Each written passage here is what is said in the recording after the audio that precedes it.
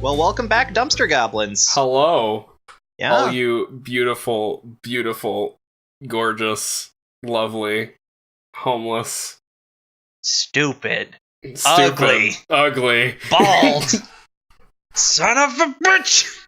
I kid. So, how you doing, Trey? How's your week? I've been sick. I've been so sick, but I'm basically better now. But man, for a couple days there, I filled my entire trash can with Kleenexes or snot? Kleenexes, yeah, basically. See, you had to just cut out the middleman. Just drain the snot directly into your trash can. I'm gonna throw up all over my mic down. Yeah. No, I get that. I mean, stuff's going around. It might still be going around, but I'm scared I'm gonna get sick again because it's warming up now too. So it means I'm about to be a busy boy. Yeah, the changing seasons. You're gonna be outside too. At least you don't work at a school or something. Yeah, no, I don't do that. I do have to go teach teachers actually in a couple of days from when we're recording this. Oh, exciting! Yeah, but let's get into what we actually do on this. So, oh yeah, well yeah, that's right. We're a podcast about entertainment things. Yeah, entertainment-y things. 10 episodes. We thought we'd pick a theme. Yeah. Well, I think our theme is weeb shit. I think has been the general theme. Hey, don't worry. I'm kidding. Yeah, I'm kidding. I get you. I do get you. I do have some non-weeby things. I've actually. I've been trying. I'm gonna try and bring the non-weeb. Okay, actually, I'm not because I've been watching Netflix almost primarily the past few weeks. Netflix anime. I know you were talking about. Do you want to talk about what is it? Be the Beginning? Yeah, Be the Beginning. It's a Netflix original. This is another Netflix original anime that's not just a it's not just something they took from Funimation or something. It's actually they actually made it. They actually paid for it. It's the studio who made Psycho-Pass.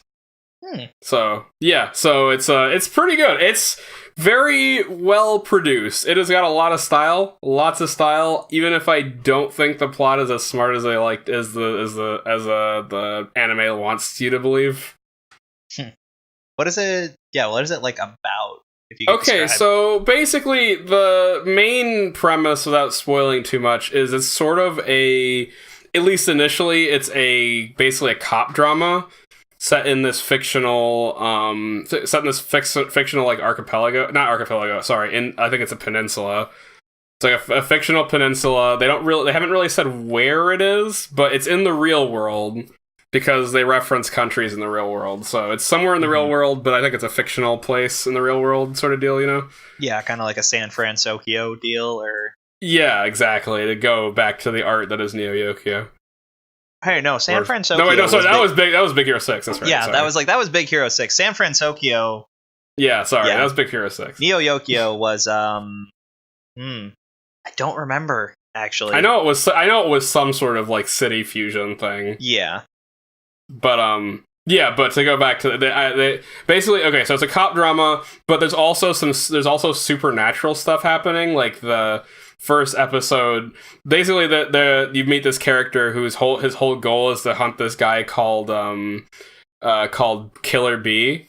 There's this killer going around. He kills people and nobody really understands how. He's doing it in ways that don't make any sense. At one point he derails a train and then the train ends up in the bee symbol.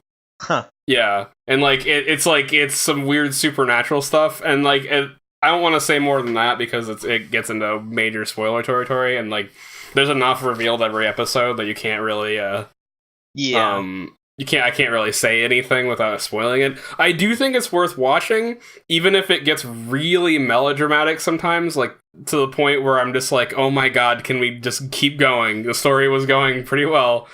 Just stop with the melodrama and just keep it running. Also, they have a really, really weird forced romance in the anime that I didn't love. Mm-hmm. I mean, you gotta squeeze those in. I guess, but it's there's a female cop and she's kind of an airhead, and then there's an older cop who's he's the super genius detective character he's the main character basically. He's the one who's solving all this stuff. He's the one obsessed with B, and I I really don't like the romance. Like, they have no chemistry besides like one goofy little nonsense. Like, he treats her like crap like 90% of the time.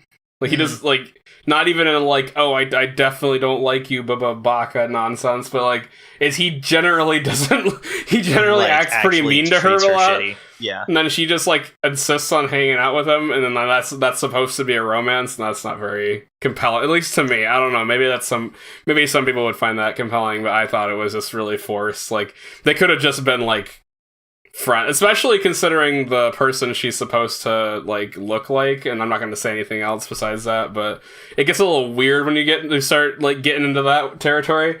But besides that, it's a good series. I think I give it an 8 out of 10. It's pretty solid. Okay. Do you finish the there whole are thing some really already, I finished it. There's some really cool twists towards the end, and there's and the backstory is really, really interesting. But again, it's very melodramatic at points, and it's very the character motivations don't always make a whole lot of sense. And the main character, they kind of have this like hidden, like this beautiful mind, like super genius thing going for him, but some of the times it just kind of feels like a Deus Ex Machina sort of deal, where it's just like he will jump to conclusions that don't make sense in the context of what he was given, you know. Like he'll have information that he just doesn't.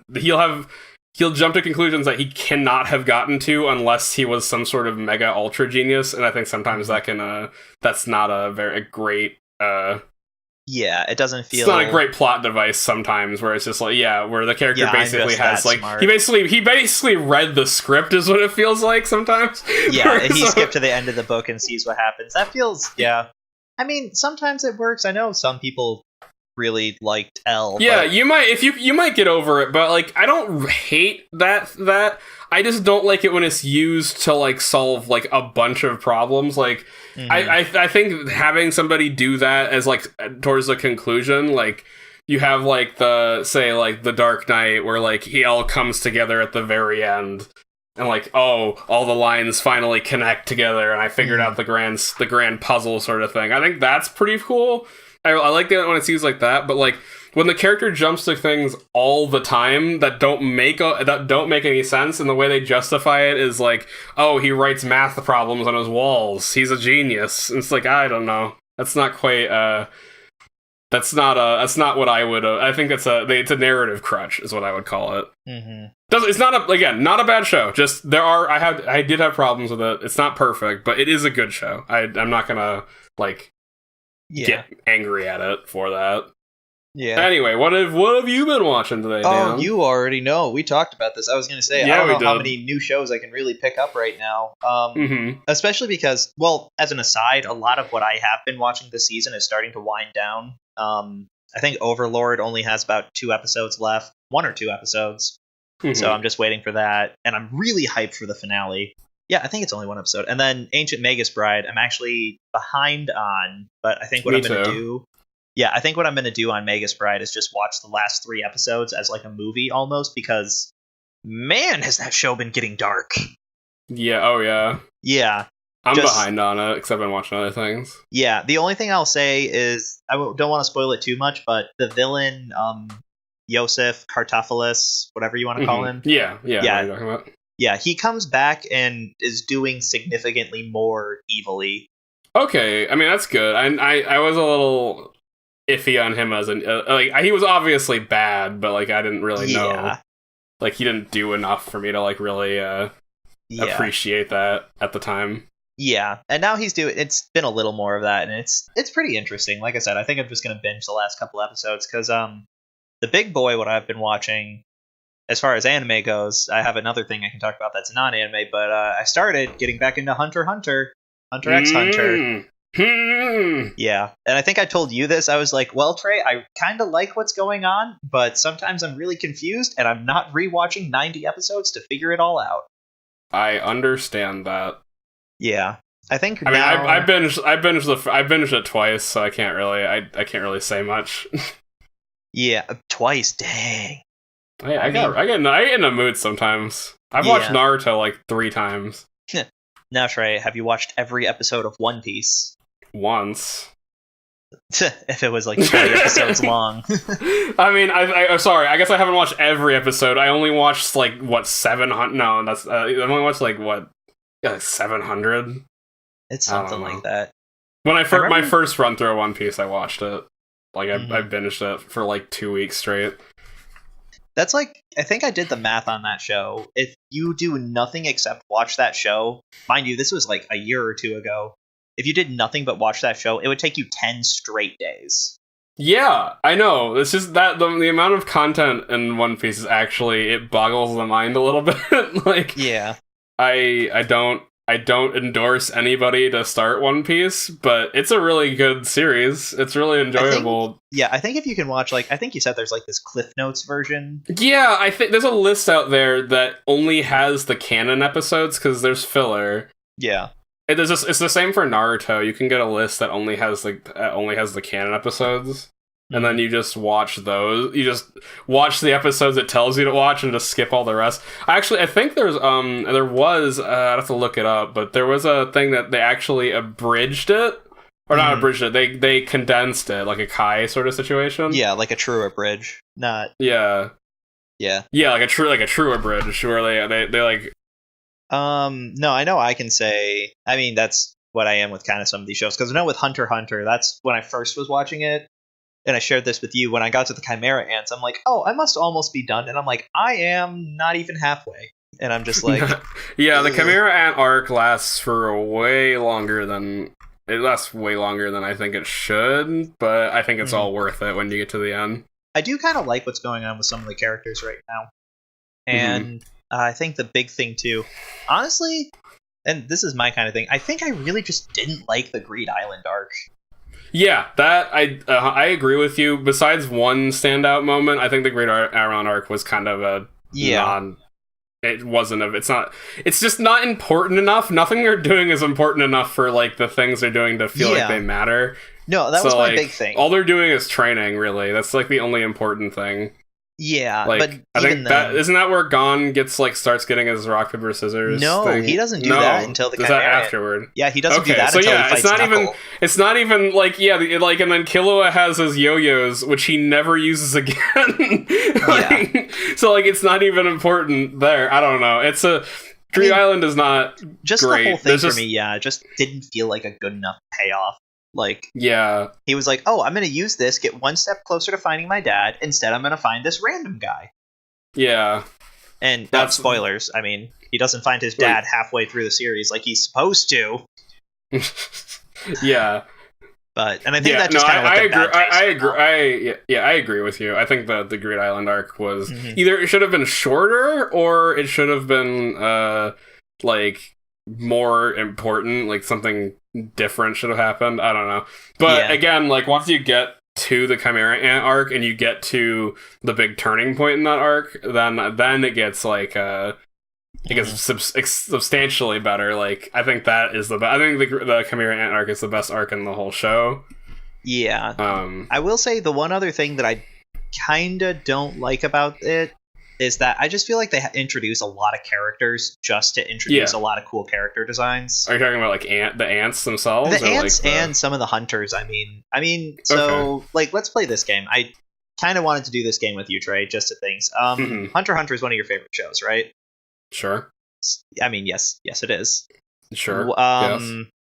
Okay, unrelated. What are the names of the Ginyu Force members? I'm bad at names. Just damn it! General, this whole thing hinged on you knowing the names of the Ginyu Force members. I don't know. Why would I know the names of the Ginyu Force? Because they're iconic, and the thing is, a lot of the ants. There's Guldo. Yeah, you get Guldo. You get Ginyu. That's a freebie. Yeah. There's Ginyu. Raccoon. Yes.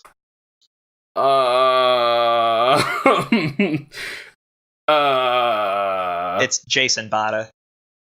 Berter, I think his name. Jason Berter. Bada. Okay. There's blue and red guy. That's all. Well, yeah, I was going to say, what I wanted to do with it is, have you name the Ginyu Force members and then be like, all right, now name 5 of the Chimera Ants. Okay. And besides the big 3, Pito and, Well, I mean, even the big 3, what are their names? Again, I'm really bad with names. Yeah. I just watched Be the Beginning. I couldn't tell you a single character's names. I'm not even joking. I'm really bad at names. That's fair. I mean, no, it's just like for me, like it's not a good game to play with me, particularly just because I like unless I'm repeated a name a ton of times, I just forget it immediately. Like it's not a. Mm-hmm. But I mean, like, yeah, that's basically the point I was trying to make. Yeah, there's a lot of characters. The hunters are important, most of them. I mean, what about the ninja dude from the first exam arc who just is gone for 100 episodes? Or Leorio? What does Leorio even do? Oh, don't worry, he comes back. Yeah, I mean, like, Leorio is my favorite character. Okay, you're talking about in general. I thought you were talking about the Chimera Ant arc, because there aren't a whole lot of superfluous hunters in the arc. Yes, there are hunters that exist, like the two, like any of the people who gave the exam in the first, in the hunter exam, what do they do? I don't know what they do. Yeah, nothing. And then... Yeah, they do, characters do come back. Like, it's not like they, especially as I've read the manga, so I know that there are characters that do come back as the series keeps going, but yeah, there are way too many characters, and I think it's just a problem with anything that runs that long, especially considering the arcs are so self-contained. Like, you'll have characters that'll appear in an arc, and then like that's all they have for quite a while. Mm-hmm. Yeah, that's kind of like I said, that's how I felt about it, and I don't know. There is characters that I do really like, and I like a lot of their designs, but they just feel so one-offy. Mm-hmm. And it's kind of almost like the same effect. I'd almost have the same complaint with some of the stand users from JoJo. At least Part 3 JoJo. Part 4 JoJo, all the stand users kind of still mattered. For the most part, they still kind of like showed up every now and then. Well, that's because they didn't kill most of them on like Part 3. In Part 3, basically every stand user died. Yeah. So, spoiler, stand users don't live very long in Part 3. Neither do dogs. Yes, nor dogs. But, no, I don't know. I am liking Hunter x Hunter right now, though. I'm probably going to stick with it. It's a good, like, working out show, again, so I can just watch it. Yeah, especially, because you have you're listening to the dub, right? So no, if I was watching the dub... not. Okay. I honestly kind of wish the dub was further along. I think I'm past where the dub is. Wait, the dub's not finished? No, I know at least the entire last season they still have to dub. Oh, really? I didn't know that. Yeah, they only started dubbing the Chimera Ants in like December last year. Oh, okay. And wow, they're going real slow. Yeah, well, are they doing it like a weekly Toonami thing again, or they might be? I don't know. I just know that Hunter x Hunter 2011 is not a new show, like, not by any means. No, it's... Yeah, but we can move on to... I watched a little bit of the new Jessica Jones season. Yeah, how'd you like it? I'm really liking it so far. I'm on episode 2. I'm not, like, crazy far, but I think the setup is a lot more interesting than the first season. You didn't watch season 1, I haven't watched any of the Netflix shows. Yeah, they're just I know, too long. Yeah, I know you're not really a fan of like how long they are, and I know I'm getting a little fatigued with how long they are. I started watching Punisher, and then I stopped watching Punisher because, man, those episodes are so long. Dude, I forgot Punisher even happened. I'm gonna be honest. Yeah, I mean, it's good. It was really good. The 2 episodes that I watched of Punisher were fantastic. It's just the problem is, like, I don't got a lot of time for that. I don't need these hour-and-a-half long episodes. You can tell the same story in shorter time, I feel like. I mean, I just wish that... wouldn't care so much if they were hour-long episodes if the series was only, like, 6 episodes long. But, like, you watch 2 episodes, it's like a 12-episode season, and all the episodes are an hour long. It's like, oh, jeez. It's daunting, I guess is the word, if you're going for like binging. I suppose if you're only gonna watch like an episode a week or something, it's probably fine. Yeah, but, if you do it like that, but like I like to binge shows, and like the pacing of the Marvel shows can be very slow at points, so like it can be hard to binge sometimes without like just like zoning out. And, like, it's not... And, like, sometimes that was okay, because, like, I watched a lot of Daredevil Season 2 while I was just, like, on my phone. Like, I was watching it, but I wasn't, like, looking at it attentively, which is... I mean, I thought it was fine. Like... Yeah. I got all the plot points. I didn't miss anything. I was listening to it. So yeah, you can hear what's happening. Mm-hmm. Yeah. But no, so far I think Jessica Jones season 2 very good, very very strong. They're introducing some elements of stuff into Jessica's past, which I think is very interesting. Especially because they, besides the Kilgrave his name stuff, I think they didn't really do a whole lot into Jessica's past. It like wasn't really brought up much. Like I think they literally the way they explained her having her powers in literally a sentence. In the entirety of season 1, like that, they just bring out. It's like, oh, she was in an accident. That's it. That's the whole thing. That's why she has powers. But no, and now they're like, they're like touching on like what exactly happened the day she got her powers, and like I think we're building up to that point. Yeah. And I really like how much of a struggle she's having. She's a very broken character, and I think that's. Like, and I know that's not like a new thing. Like having a broken character is not like having a character that with like some mental, like some damage because they've been gone through some really traumatic stuff is not a new thing. But like, it's portrayed really well here. Like the fact that everybody around her is trying to help and she keeps like pushing them away. It's sort of like the porcupine's dilemma from like Evangelion or something. I think it's very well done. It seems like, and it's well shot. I think. Better than the first season, at least. Like the shot composition is very interesting. It's a very intriguing the shot composition, which is I think is something that has been lacking from Marvel shows since Daredevil season 1. Yeah, I mean, if I ever want to play catch up, I might watch them eventually. But yeah, I'd recommend it. I think they're worth watching, but like I definitely don't think you should binge them. I think you'd probably be better off just like watching like one episode a week on like a day off or something. Yeah, I don't know. I mean, you know how much I love my superhero stuff, so I'm just like, yeah, no, you're a huge comic. I'm a huge comic nerd. Guy. Yeah, I was surprised when you told me you hadn't seen any of the big comic stuff. Well, I think also too the one show I did watch was I heard only good things about The Flash on CW, and I hate that show. I didn't like that show either. I have friends who like that show a lot, but I could never get into it. Yeah, I couldn't tell you, but maybe I'll check it out. I think maybe it's because I'm just like, maybe I'm a shallow person or something, but the fact that CW doesn't have a huge budget for CG, and The Flash is like a character you need a lot of CG for, it just really bugged me sometimes. Like, he just looked really, really corny sometimes. Yeah. Well, I mean, the one thing that bugs me too is, I guess, like, if I really like some of these, like, superhero shows, I kind of want to see like the old school, like the Batman cartoon, where, oh, the Joker's going to do something, or you'll see the same kind of clavicated of villains instead of like they take all the classic villains, make them like these write-off one-time appearance, they're going to die characters, and then have like one overarching megalomaniac who doesn't do anything the whole series. That's very true. That actually is a problem. I don't know if I wouldn't say it's a problem per se, but it is definitely a trope that is in a lot of, even the Marvel ones. That's the same thing with like Daredevil and stuff too, where like it's sort of like it's not as bad as the CW shows, because like Arrow is like that, where it's definitely like a monster of the week kind of like, oh, this new villain, here comes the Boomerang Man. I know that's not his name, but yeah, no, you're pretty much right. It's Captain Boomerang, but they just like they try to like bait so hard, like the nostalgia, like, oh, look at this classic superhero. He's dead. Her name is Scarlet Bow Lady. Oh, she died in one hit. Yeah. And I'm just like, man, you could do so much more with so many of these villains. Yeah, it's like let them go, I think is a problem. I think that's something that the writers seem like compelled to resolve that and the villain's arc in like the same episode or like a 2-episode stretch. Like they'll introduce a villain, he'll have his entire character arc in one episode, then the next episode is just them beating that villain. That's like the whole just rinse and repeat for the whole season, and then like. Yeah, like you said, every once in a while, go back to what the main villain of the season is doing, and he's going to do something really just sitting evil. Over there, like doing like the finger thing with like, I'm so deliciously evil. I dumped a box of puppies in my shark pit.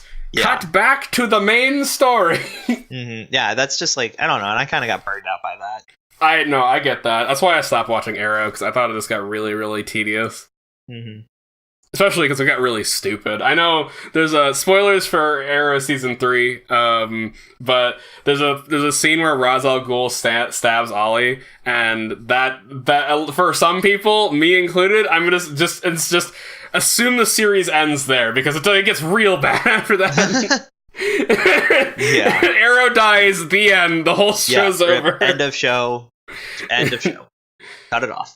Because after it goes way downhill after that one. Oh my goodness, that show gets so bad. Yeah. My theory is I think a lot of the writers jumped ship to Flash because that was the new hotness. Because man, the writing quality went from like a solid 8-9 in season 2 to like maybe a 7 or 6 in the beginning of season 3, and then halfway through season 3 it goes down to like 4 or 3. Like, it's real bad.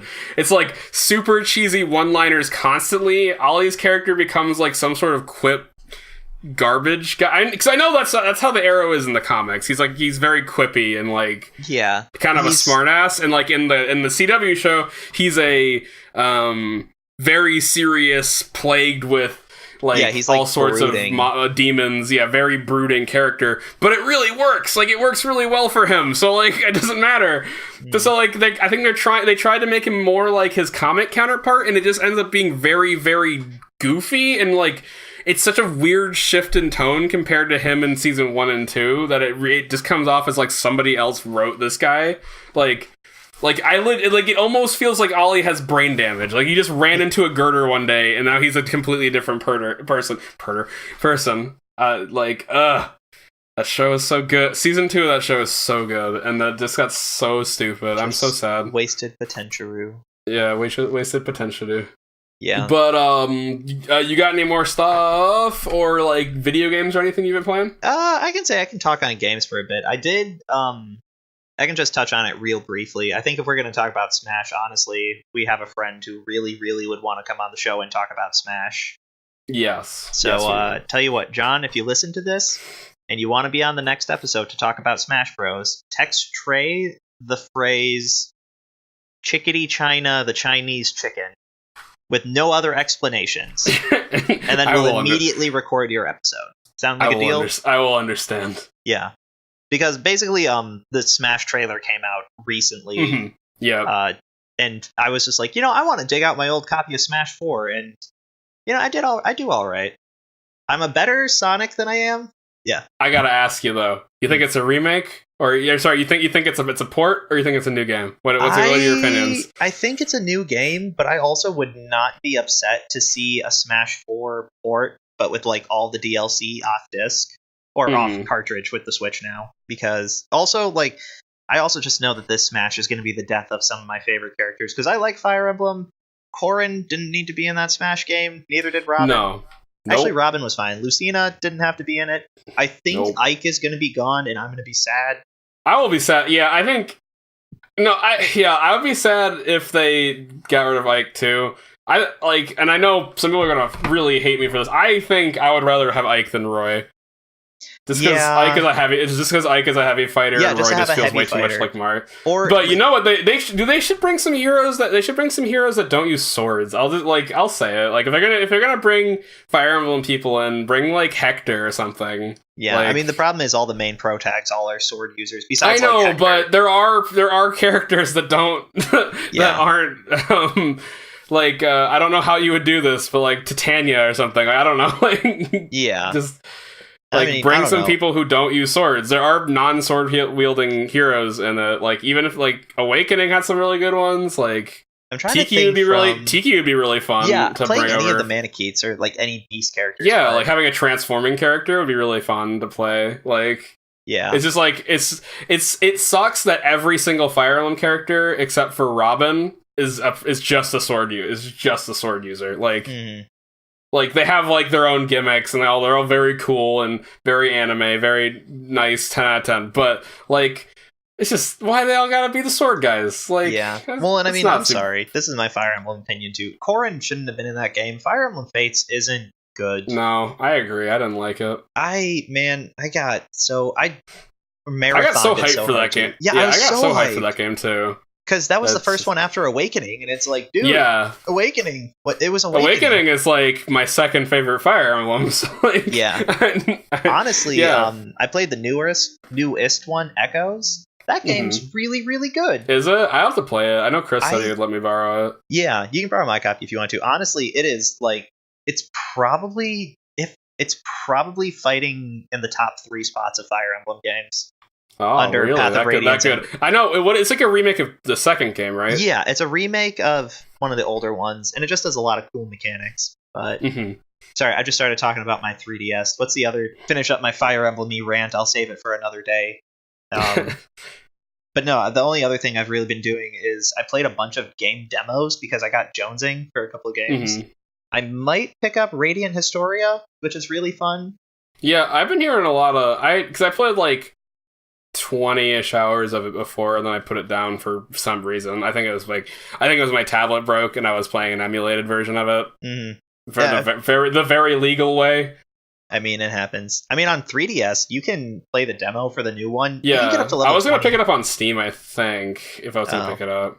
I mean, honestly, I like it on the 3DS. And honestly, like I said, I've put like 5 or 6 hours into the demo of the game, and I still don't think I'm as far as the demo will let me be. Yeah, it's real long, so it's a lot of kind of. I didn't know that they redid the sprites and the artwork for the it looks very pretty now, like compared to the DS game. Yeah, but I've been playing a bit of that. I might update people if I keep playing it or if I pick up the full version. And then I don't know like how weird of a craving this is, but I really just want to play a Phoenix Wright game lately. Oh yeah, I don't know why. I'm terrible at them. I have only played like one other one, but I'm just like, I want to do some lawyering. You gotta lawyer up. Yeah, but now there's so many Phoenix Wright games, and there's like more other lawyers. I'm just like, I don't want to learn all these gimmicks.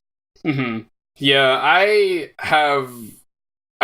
watched I think a Let's Play of the first 3 games, and I definitely don't think they're ever going to be a series that I would play, but they're kind of fun to... The stories are very fun. They're not good stories, and the justice system in Phoenix Wright Land is the most perplexing thing I've ever seen. It makes me scratch my head so much as to like how the people in Phoenix Wright Land got to a justice system like that, where like, oh, anybody who's convicted, like anybody who's like a suspect in any murder will be killed if the lawyer doesn't find evidence in 3 days. Like, what? Yeah. Also, the lawyer's apparently doing all the investigating. I don't know. Yeah. Your lawyer is the prime. No, forget the police. Police are only there to execute people. So you know it's. No, I haven't been playing too much, if anything. I also was fighting my computer for a while this week. But what about you? I know you've been playing some stuff. Oh, yeah. I've been playing some stuff. It's mostly a continuation from last week. I'm just about done with Last Guardian. I think I'm going to probably beat it tomorrow, which Last Guardian is the 3rd game in the Ico trilogy, I guess. I'm not really sure if it's actually connected to those games or not. But it's the same. It's the same director as Ico and Shadow of the Colossus. And I just beaten Shadow of the Colossus remake, so I was like, okay, I think Ico is probably a good place to jump to next. That game frustrates me so much. Last Guardian? I just want to beat my head against the wall sometimes, and I love this game to death. I'm not gonna lie to you, Dan. I think this game might be one of my favorite games ever, and I hate it. I hate the game so much. Is it just controlling the cat thing, or? It's okay. Actually, Trico is not as hard to deal with as like people have made him out to be. Like, he's very abstinent early, like in the beginning of the game, but like there's a narrative reason for it, so it's fine. Like, he doesn't know you. I say he. I don't know what gender, like what sex Trico is. Yeah, but I don't think the main character has ever said. I think it is the only pronoun that's ever used for it. But I don't know. I've been calling it a he. But not very. I don't think it's a hard creature to control. Like it'll take a while sometimes, and I think that's where a lot of people sometimes get frustrated. Like Trico, like you get a mechanic later. I guess you have it for the whole time, but he only really listens to it after some things in the story happen. Where if you hold down the call button, you can point to things you want Trico to do. And sometimes Trico's AI has a little bit of trouble, where he'll just like walk to the wall you want him to climb and just stare at it for a bit. Like, he looks very interested in it, and then, like, eventually he'll do what you want, but, like, it just takes some time, and it really didn't bother me. I think that the thing that really, really upsets me is the child controls. Like, he is very frustrating to control a lot of the time, because he's he's very physics based. I don't know how to describe it. Like, besides just saying everything he does is very physics based. Like, he'll fall over sometimes because he hits a crack in the floor or something, or like he'll like.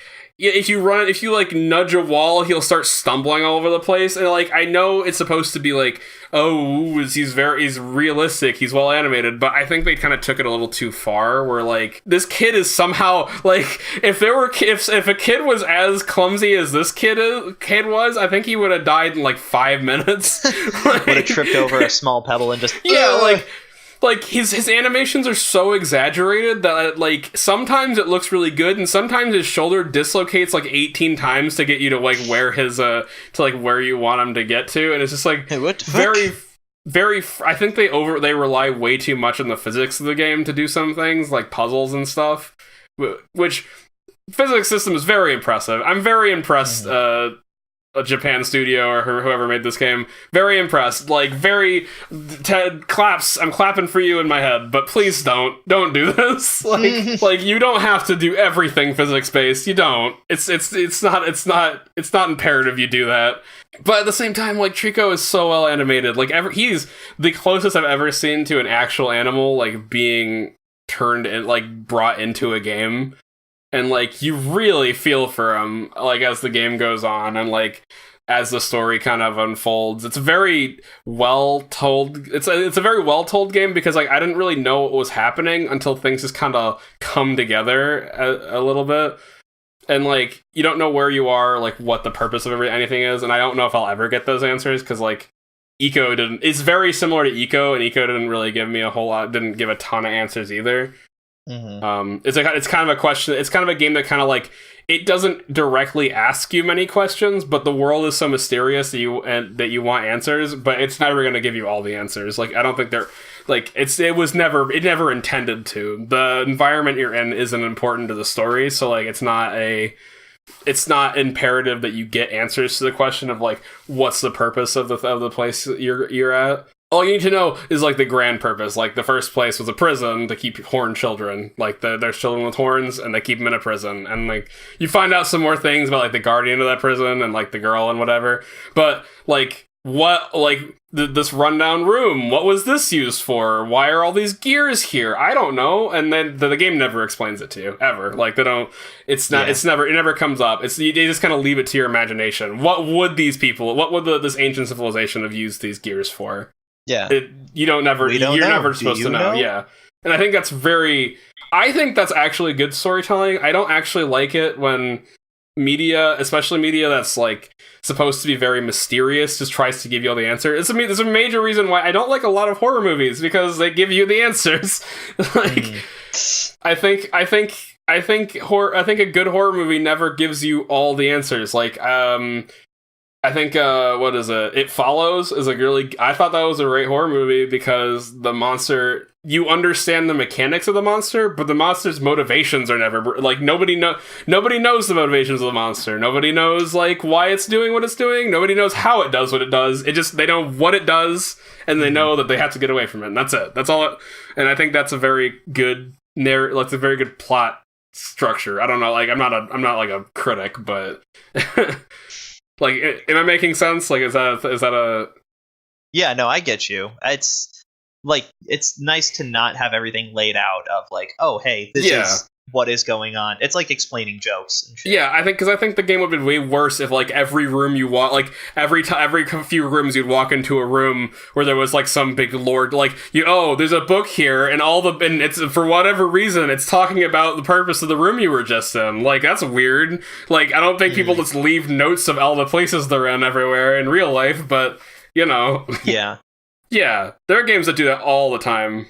Yeah, or like or like the BioShock effect, where like, isn't it kind of weird how every single person has an audio journal that explains everything they were doing and all these places and all the purposes for these places? Like, it's cool that you have all this narrative, like in this background narrative, but like, you don't need to answer all the questions, man. Like, leave a little mystery. Leave it for the most games. I mean, if you play like sci-fi games, it's nice if they delve in and like tell you everything. Like, I know in Mass Effect, I love the Codex system. Yeah. I think I give sci-fi a pass because I get really into like the technology of things, like the fantasy, like the sci-fi technology, like all the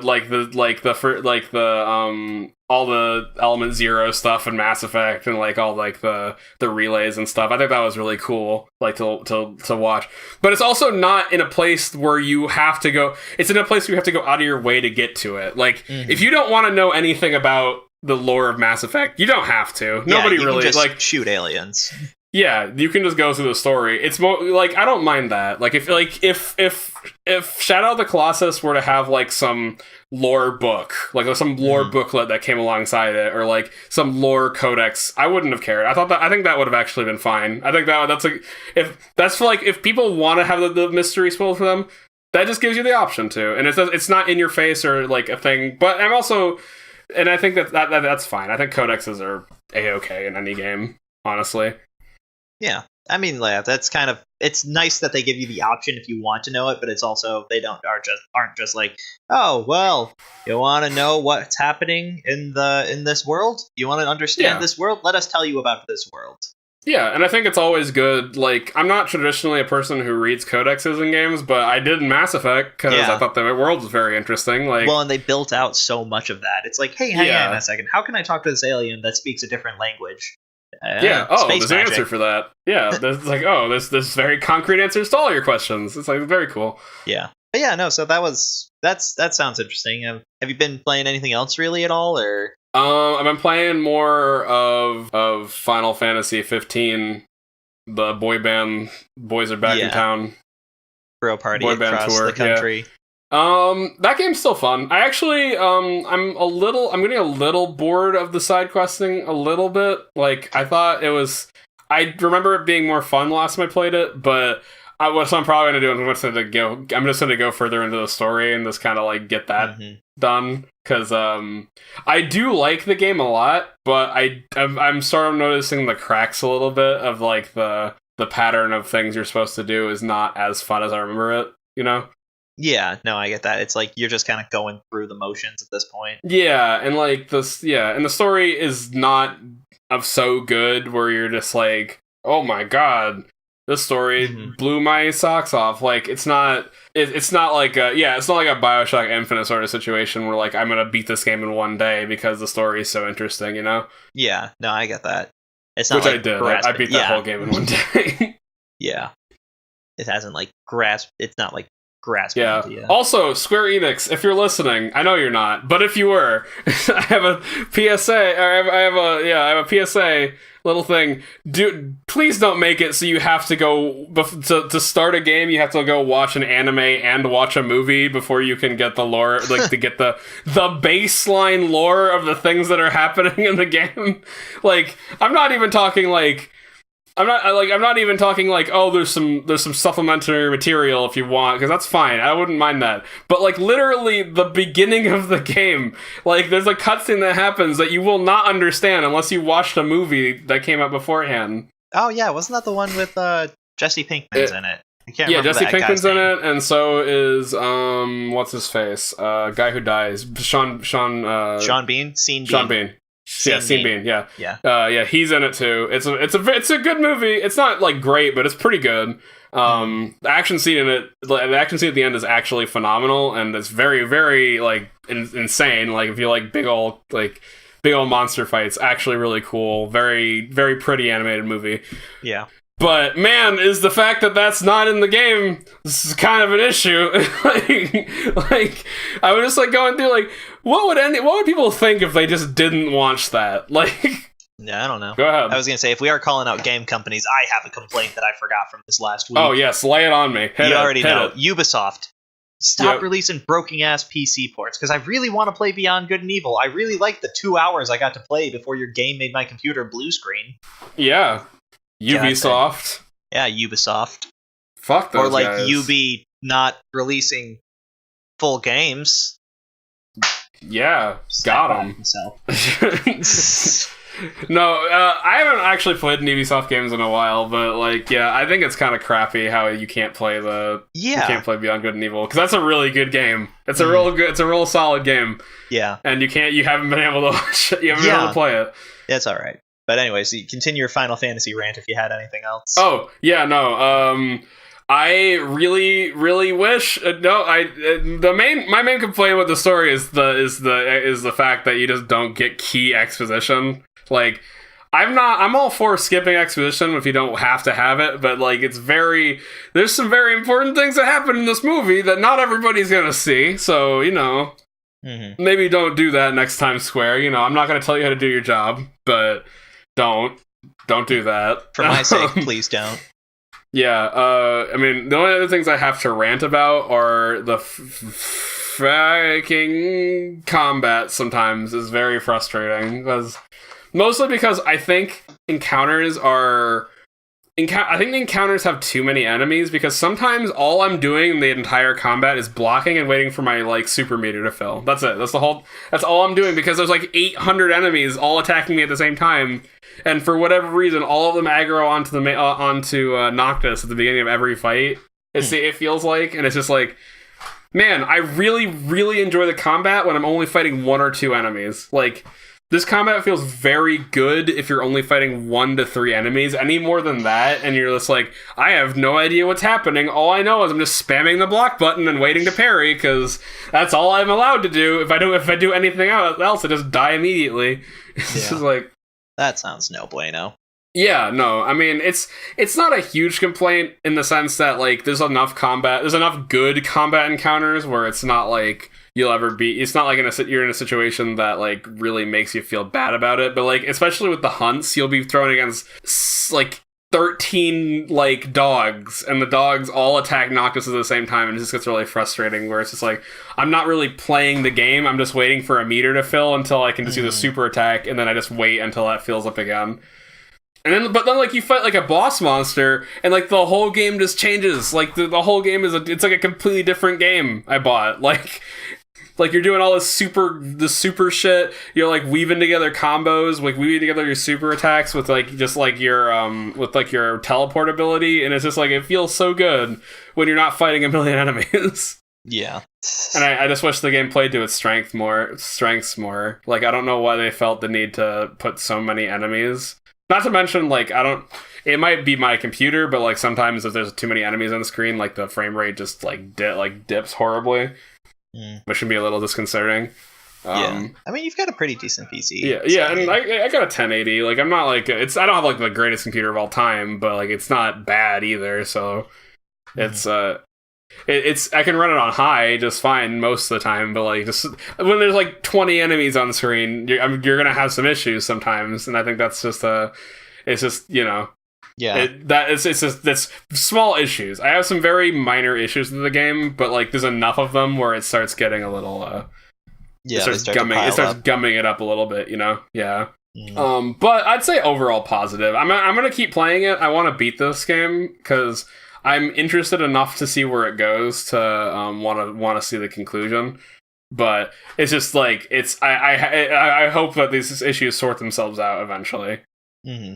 It might just be an early game problem where you don't have all the tools yet, so you're like, maybe there's some really cool AoE attacks you get later or something. Yeah, or even like group parries or like a swing parry or something. Stuff like that, yeah. Yeah. Still a very pretty game. Very pretty. Well, it's gorgeous. Yeah. Anyways, you got anything else to talk about? Or are we wrapping it up? I think we can just about wrap it up. I mean, I'll say, like, this it's episode 10. We hit double digits. So thanks for sticking around, that's right. Dumpster Double Goblins. Digits. Yeah. Thanks, everybody who's been watching. I appreciate and I love every one of you personally. I'm not ready to love again, but I will say that I am hoping, shortly after this episode goes out, I'm hoping our videos will be on YouTube. So I know SoundCloud... SoundCloud doesn't work for everybody. SoundCloud doesn't work. We're losing our older episodes, but we've got them still. You won't miss those, in case you want to hear some of those treasured moments. Yeah, when you want to hear the first 2 episodes when we just sucked at this, you go for it. We had no idea what to talk about. Yeah, but I'll have them. So be on the lookout for a YouTube channel. And yeah, I think that's about it for me.